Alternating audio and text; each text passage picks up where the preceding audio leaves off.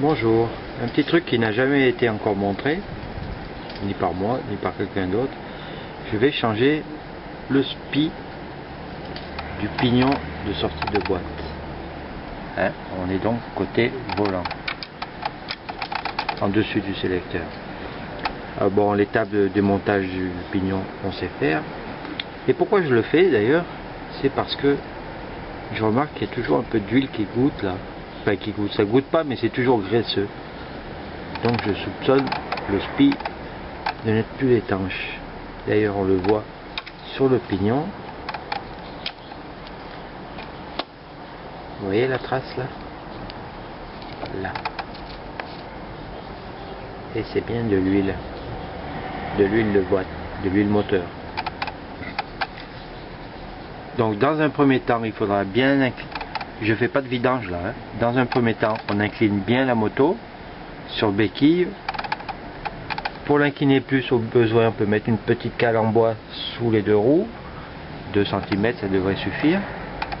Histoire de ne pas avoir toute l'huile qui fuit par là au moment où je vais enlever le spi. C'est tout, c'est juste pour ça. Sinon, vous le faites normalement, en vidangeant, moto droite, mais à l'occasion d'autre chose. Voilà, on va faire ça. Voilà, la moto est bien inclinée. Avec quand même un petit coup de chiffon pour essuyer tout le gras. Voilà. Le spi, hop là, je l'ai reçu ce matin. Et là, je vérifie quand même que c'est à peu près le bon. Ouais, de toute façon, oui. Des fois que je me sois planté dans la commande, voilà, il va, et en extérieur, il ira aussi. Donc c'est bon, je peux commencer à démonter celui-là. Première étape, sortir la bague là. Il y a une bague de centrage là. Le spi va entre cette bague et le carter moteur. Alors normalement, elle sort facilement à la main, sauf si le spi est neuf. Bon là elle tourne hein, évidemment, mais c'est pas ça qui m'intéresse, je veux la sortir, ça y est. En tournant et tirant, elle vient. Voilà la bague. Vous vous rappelez du sens, elle était comme ça, je la mettrai dans l'autre sens. Donc je mets le bon sens par terre. Et maintenant, il y a bien la place pour insérer un tournevis pour faire sauter le spi. Je ne sais pas si vous le verrez, mais la fuite vient bien de là, hein. Il y a une goutte d'huile là. Et c'est bien de l'huile de boîte là, entre l'axe et le spi à l'intérieur. Et bon, voilà. De toute façon, je m'en doutais bien. Ensuite, pourquoi je tourne la bague? Alors déjà, la bague, il faut qu'elle soit nickel. Très très lisse, sans aucune marque. Bon, là il y a à droite là une marque, mais c'est une marque, je suis sûr qu'en frottant elle part. Il n'y a pas de marque à l'ongle, ce n'est pas incrusté. Et pourquoi je la retourne? Parce que le spi, regardez, il porte que sur une partie de la bague. Donc cette fois je la retourne et le spi va porter sur la partie de bague qui est là. Voilà, tout simplement. Donc maintenant, on lève le spi et c'est parti. J'espère qu'il sortira facilement. Bon, à l'intérieur, pas peur de marquer. À l'extérieur, oui. À l'intérieur, c'est rien, c'est les cannelures. Le cale-pied qui emmerde un peu.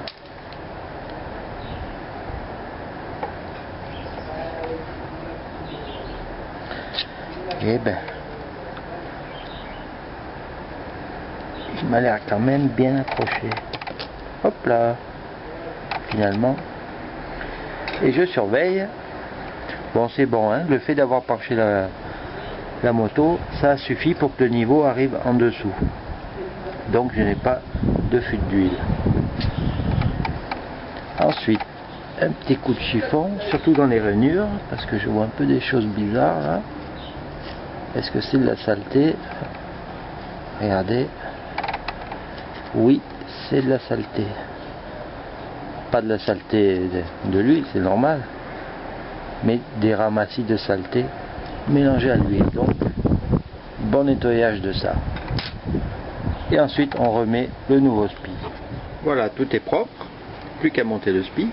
Et je voulais vous parler d'un autre spi qu'on peut changer dans une position un peu plus inclinée sans vider la boîte.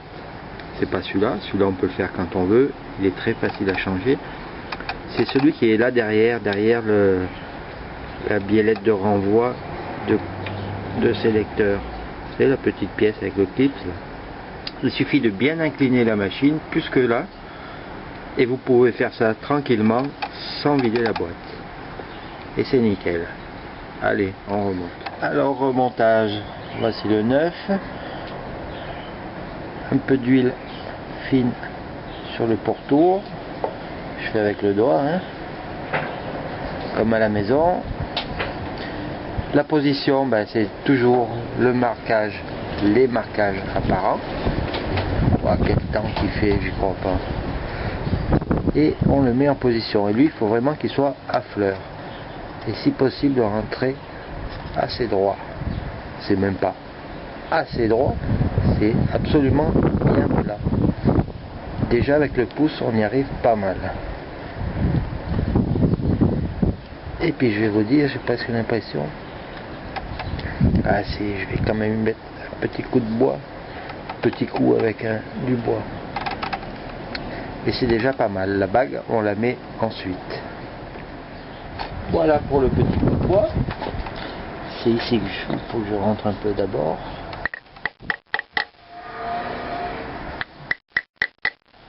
Vous entendez la différence de bruit quand il est bien rentré? Voilà, là. Il est tout bien rentré, bien à fleur. C'était juste pour vérifier. C'est bon, c'est nickel. Ensuite donc la graisse pour les lèvres, entre les lèvres, enfin il n'y en a qu'une là. Pour quand je vais remettre la bague, voilà qui est fait. Je prends ma bague, elle est là, je la mets donc à l'envers. De toute façon elle a le même diamètre de partout exactement. Là. Et c'est là qu'il ne faut pas arracher les lèvres, c'est pour ça qu'on met de la graisse. Hop, voilà, elle est bien rentrée.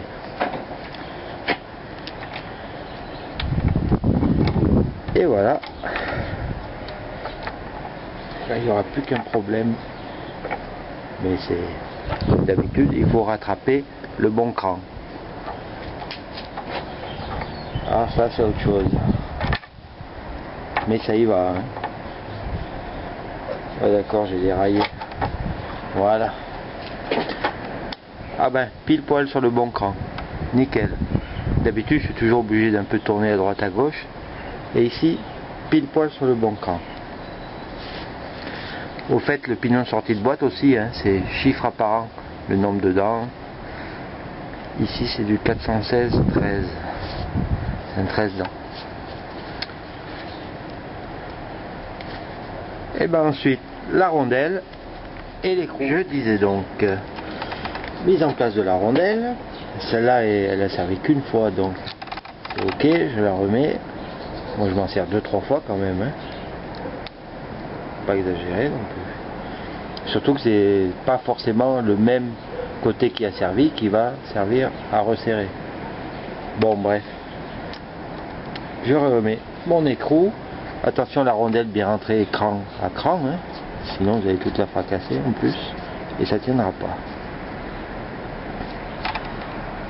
Et voilà, et là comme je suis en roue libre, et ben je monte debout sur le frein arrière et je serre 6-7 mètres kilos et ça sera ok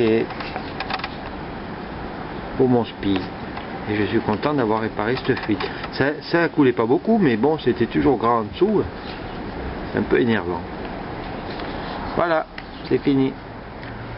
Voilà, j'ai serré et je vais retordre ma rondelle. Et puis je vais être en plein milieu. Voilà, ça c'est bon comme écartement. Hop, ça va m'éviter de taper.